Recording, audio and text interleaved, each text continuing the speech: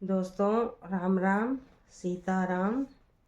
जैसे आपने देखा होगा कि जब बहुत से हमारे त्यौहार आते हैं तो लोग गंगा नहाने जाते हैं और गंगा में नहाते हैं, डुबकी लगाते हैं। सभी लोग कहते हैं कि पापों को धो लो। तो गंगा माता को भक्त ने पूछा कि माँ, आप तो बहुत मैली हो गए हो, इतने लोगों के पाप आप कहाँ रखते हो? तो गंगा माता ने कहा कि मैं तो क्षण भर में समुद्र को दे देती हूँ, मैं अपने पास नहीं रखती।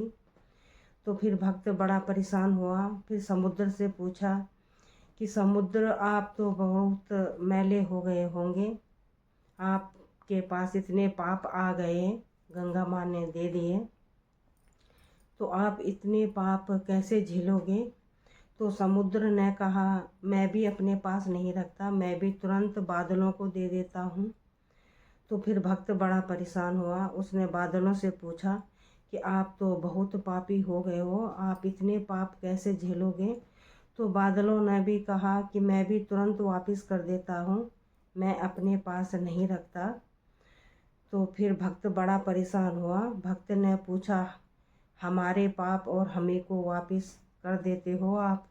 तो बादलों ने कहा, हाँ, यही सिलसिला चलता है। तो ऐसे ही साधु संत कहते हैं कि आप जब जब आपके सुखी होने का माहौल आएगा, आपके घर में खुशहाली आएगी, कोई अच्छे काम होंगे, तब तब आपके पाप आपके आगे आ जाते हैं। तो इसलिए पापों से बचिए, पाप नहीं करने चाहिए हमको। ना तो गंगा रखती पाप, ना तो समुद्र रखता पाप, ना तो बादल रखते पाप। हमारे पाप हमारे ही पास फिर वापस आ जाते हैं। इसलिए हम लोगों को पाप नहीं करना चाहिए, क्योंकि जैसे करोगे फिर वैसे ही भरोगे। राम राम, सीताराम।